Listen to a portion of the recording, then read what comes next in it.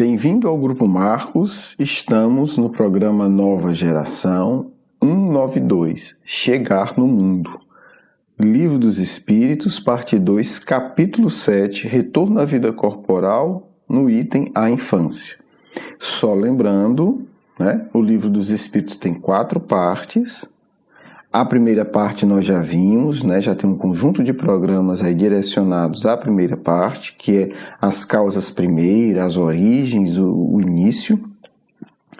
A segunda parte é o mundo espírita ou dos espíritos, o mundo espiritual e essa relação com o mundo físico. Para Kardec, para o espiritismo, não há essa diferenciação extrema entre mundo físico e espiritual. Na verdade, é uma interação constante. Ao ponto de Kardec falar que o nosso corpo espiritual, o que a gente chama de corpo espiritual, o nosso perispírito, na verdade, ele é um corpo semimaterial. Olha a grandeza aí da percepção, porque na época de Kardec a tendência, ainda hoje tem muito isso, por incrível que pareça, apesar de todos os desenvolvimentos científicos, da física e tal, de separar. Como se o mundo espiritual fosse uma coisa, o mundo material fosse outra. Kardec explica, a gente pode usar esses termos de forma didática. Mas a verdade é que nós estamos falando de um mundo semimaterial. Certo? Mas enfim, então a gente está na segunda parte. A segunda parte, ela tem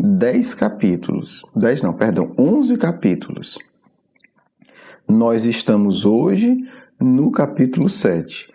Cada capítulo tem vários itens. Nós estamos, então, no capítulo 7, dos 11 da segunda parte, no item A Infância. Bem, eu estou colocando aqui, coloquei um poema, música, porque a música é para ser um poema musicado, a origem é essa. Música é poema, declamado. A música é uma forma de declamação poética, que chama Encontro e Despedidas, do Milton Nascimento. Eu vou ler alguns trechos e acho que ele vai nos ajudar tanto nesse encontro quanto no próximo, nesse 192 e 193, a gente vai tratar da infância. É muito interessante, eu não vou ler todo, tá aí para vocês lerem, tem facilmente na internet, vocês vão encontrar, inclusive, ele musicado, a música, na verdade, ele cantado pelo Milton Nascimento e por outras pessoas.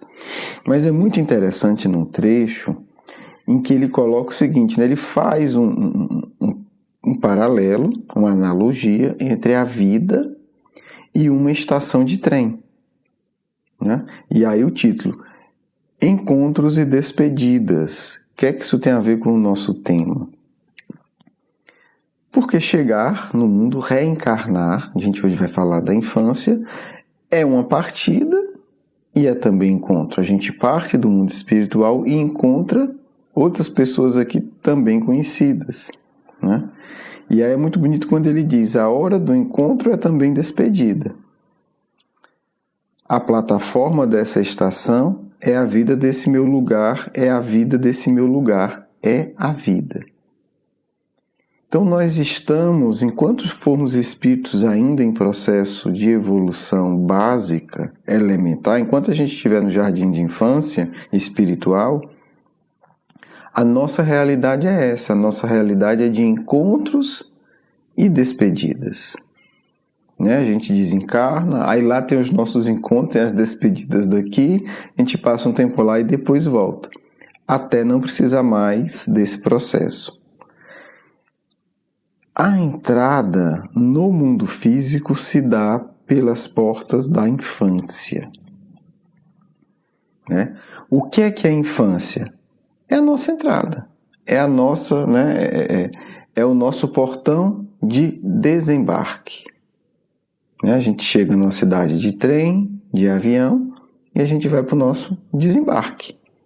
Na estação, na plataforma, no trem, no metrô, no avião, No caso de um barco é o porto, mas é tudo desembarque. Então é essa metáfora que a gente quer usar aqui hoje. Quer dizer, a reencarnação é o desembarque nessa estação, na estação da matéria mais grosseira. O desencarne é o desembarque na estação da matéria menos grosseira. Vamos lá. Então Kardec, como um grande pesquisador, vai fazer perguntas muito interessantes, né? Porque se a gente parar para pensar, né, que coisa é essa que é a infância? O que é isso? É uma coisa muito estranha. A infância, para mim, é algo muito estranho. Se a gente pega hoje as pesquisas do Piaget, por exemplo, que são fantásticas, a gente vai ficar mais embasbacado, mais admirado dessa fase tão diferente.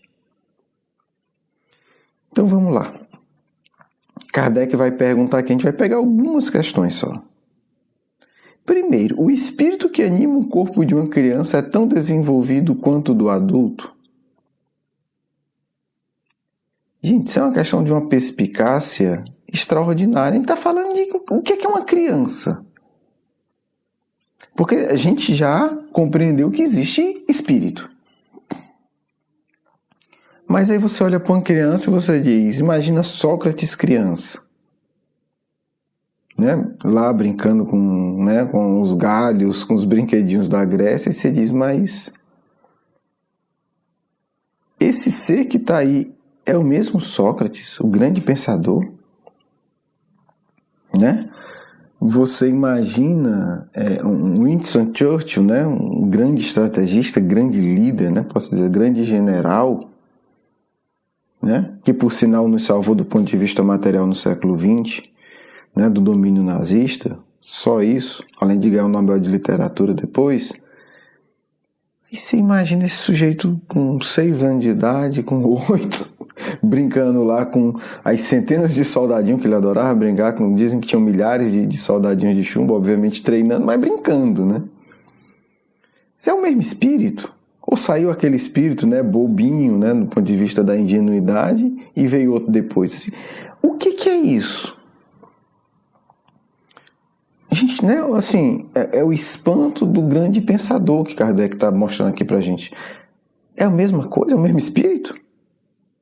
Quer dizer, esse mesmo espírito que está ali brincando de montar cavalo num pedaço de pau, de esconde-esconde, de jogar pedra no rio, quer dizer, é esse mesmo espírito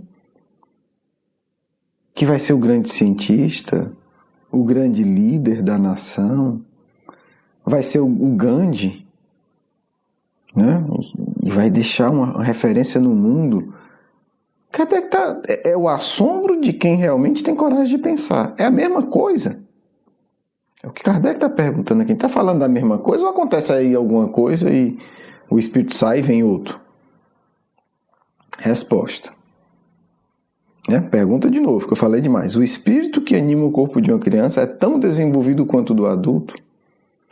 E se é, cadê ele? Né? E se é, cadê ele? Um grande Leon Denis, aquela criança que economizou, né? A criança pobre que economizou o que tinha, o que não tinha, para comprar um livro de geografia. É esse grande espírito que tinha como animal de estimação um galo branco e adorava o galo que morreu, né? E diz que até adulto, né? Já idoso, ele lembrava com carinho desse galo que morreu atropelado por um trem, quer dizer. Como é que é isso? Como é que é isso? Então vamos lá. Então, o espírito da criança é tão desenvolvido quanto do adulto? Os espíritos respondem. Pode ser ainda mais, se mais tiver progredido. São somente os órgãos imperfeitos que o impedem de se manifestar. Então, a criança que está hoje brincando aí de figurinha ou de videogame, né, que a gente olha com certo ar de superioridade, pode ser tão evoluído quanto o seu anjo guardião. Pode ser até mais evoluído do que o seu anjo da guarda. Ele age de acordo com o instrumento, com o auxílio do qual pode manifestar-se. Então, Se a gente parar para pensar, é muito curioso isso, né? Essa criança que a gente olha, né, não sabe de nada, tolinho, pode ser um grande escritor, pode ser um Victor Hugo, pode ser um grande general, pode ser um grande líder, né? Pode ser um grande magistrado, pode ser um indivíduo que daqui a 20, 30 anos vai ter um papel decisivo na nossa história. É o mesmo espírito. Só que o espírito se manifesta de acordo com as suas possibilidades. Por isso a gente não pode deixar de reconhecer, né, como é burro, desculpa o termo, a gente achar que pode fazer alguma coisa contrária à vontade de Deus. Você pode ser quem for, se Deus lhe colocar num corpo limitado, você vai viver aquela limitação e acabou-se. E mas eu fui o grande rei, o grande imperador, o grande gênio. Você só se manifesta. O corpo é só um exemplo, viu? O espírito só se manifesta no limite que Deus permite que ele se manifeste, independente do que ele seja. Deus tem o controle absoluto do universo e de todas as ações de todos os espíritos encarnados e desencarnados. Você pode botar o general mais poderoso da história. Se colocar ele num corpo que ele não consegue nem falar, nem mexer, nem piscar o olho, e aí? Cadê o general? Cadê o poderoso? Cadê o que manda e o que faz acontecer? Nada, vai chorar e vai fazer cocô e xixi nele mesmo. Acabou-se. Então, isso mostra que reencarnar é também, para quem o faz conscientemente, um ato de humildade e submissão. Porque, meu amigo, você que já passou pela infância e eu também, é muito estranho, a gente não controla nada. Nem do ponto de vista material mais elementar. Nada. Não tem como se virar. Você pode ser o gênio que for. Se você não for alimentado, você simplesmente morre. Você não dá conta. O Kardec vai a fundo. Na criança pequenina, excetuando o obstáculo que a imperfeição dos órgãos põe à sua livre manifestação, o espírito pensa como uma criança ou como um adulto? Olha que coisa, olha que pergunta interessante. A criança pensa como criança ou como adulto? É um adulto que não consegue falar direito? Olha que resposta interessante. Quando ele é criança, é natural que os órgãos da inteligência, não estando desenvolvidos, não lhe possam dar toda a intuição de um adulto. Ele tem efetivamente a inteligência muito limitada, aguardando que a idade amadureça a sua razão. A perturbação que acompanha a encarnação não cessa subitamente. No momento do nascimento, ela só gradualmente se dissipa com o desenvolvimento dos órgãos. Gente, é a última questão que a gente vai comentar, mas eu vou tentar ser breve. Mas assim, é assustador essa resposta. Eu não consigo imaginar como é que os espíritos, no século XIX, conseguiram responder isso. Porque a gente está olhando de um ponto de vista muito vantajoso, a gente está no século XXI. Tem muito estudo sobre a infância. Na época de Kardec não tinha. Tinham teorias que eram mais tinha filosofia sobre a infância na época de Kardec. Então, assim, não tinha um Piaget. Não tinha estudos objetivos de laboratório sobre desenvolvimento cognitivo. Não existia isso. Não existia. Até pouco tempo, antes de Kardec, se achava que a criança era um adulto em miniatura. O que é que os espíritos estão dizendo aqui? Não, a criança não pensa como adulto. Por que a criança não pensa como adulto? Primeiro, os órgãos são muito limitados. Além disso, eles estão usando um termo que talvez a gente ache estranho, mas assim, tem uma perturbação, tem uma confusão mental que acompanha a encarnação e que não cessa subitamente.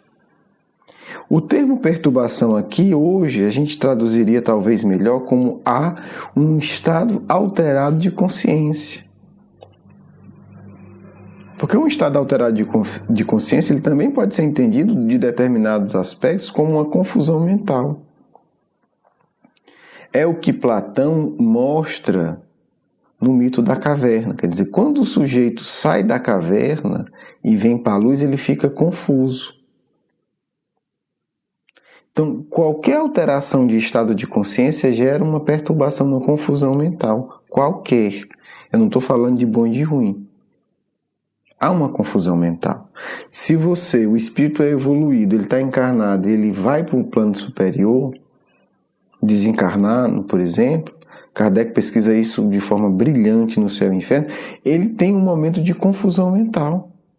Pode ser maior ou menor, mas todos têm. Então o reencarne ele traz essa confusão mental porque é uma alteração profunda de estado de consciência. Então a criança, ela pensa como criança, segundo o Espiritismo. Esse processo vai se transformando até que ela contenha órgãos mais adequados e ela se ajuste melhor à situação do mundo material mais grosseiro. E aí Kardec vai fazer uma observação aqui como grande discípulo de Pestalozzi. Kardec era nada mais, nada menos que o representante, o discípulo de Pestalozzi em Paris, né, a capital cultural do mundo na época. Comenta Kardec. Uma observação vem apoiar essa resposta. Por que Kardec está colocando a observação? Porque ele sabe que é uma resposta polêmica para a época. É a de que os sonhos na criança não têm o mesmo caráter dos adultos.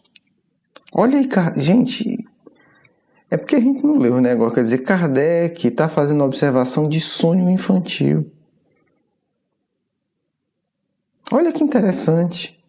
Kardec está puxando aqui para um argumento dele, porque essa nota é dele, em suporte à opinião dos espíritos, o estudo do sonho na criança.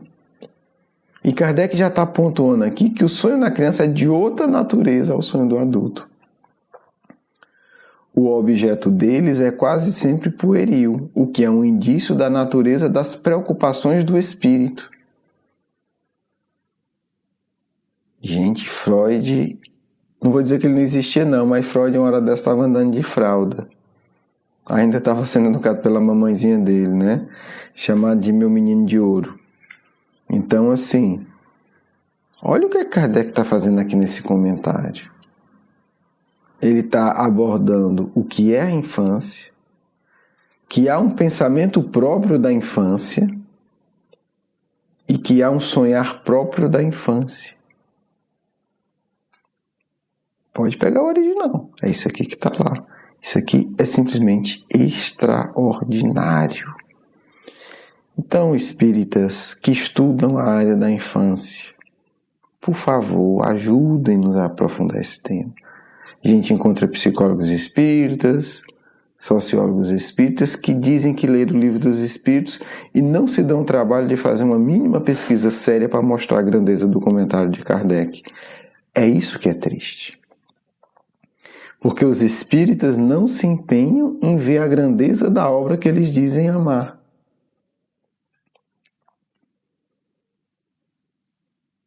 Eu, pelo menos, não conheço muita coisa feita. Cadê os artigos sobre isso?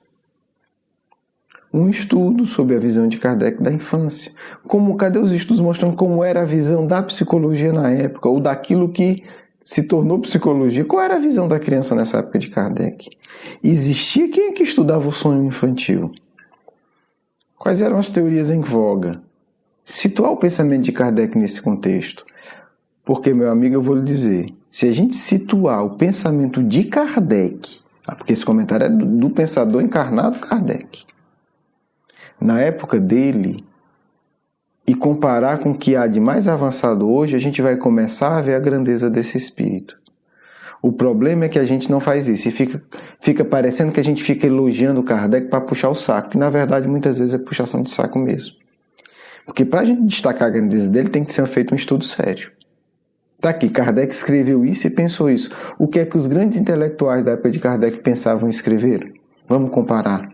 Aí a gente destaca que a gente está colocando ele num contexto e comparando com os grandes da época dele. Um grande abraço, um grande beijo no coração. Vamos à nossa segunda parte. Que a paz do Cristo toque os nossos corações nesse instante em que voltamos a nossa atenção para o tema infância. Adulto não reencarnacionista. Olha a infância com muito desinteresse. Porque pensa, já passou, não tenho nada a ver com isso. Não me interessa tanto. Falo de uma postura geral. Adulto que de fato é reencarnacionista pensa: como será a minha próxima infância? Reencarnação educa profundamente o espírito quando ele pensa verdadeiramente com a lógica da reencarnação. Como vou querer ser tratado quando for criança de novo? É muito estranho, porque muitos se dizem espíritas e quando vamos conversar sobre isso se assustam. Nunca pensei nisso de verdade. Pois pense, porque isso vai ser muito útil para você, filho e filha. Como será a sua próxima infância?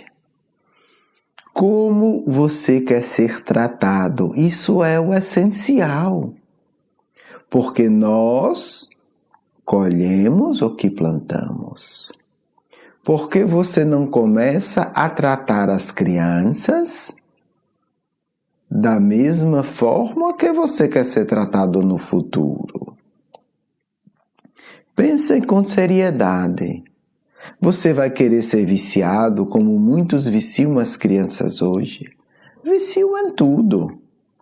Viciam as crianças em excessos de programas televisivos. Viciam crianças com excesso de comidas com açúcar.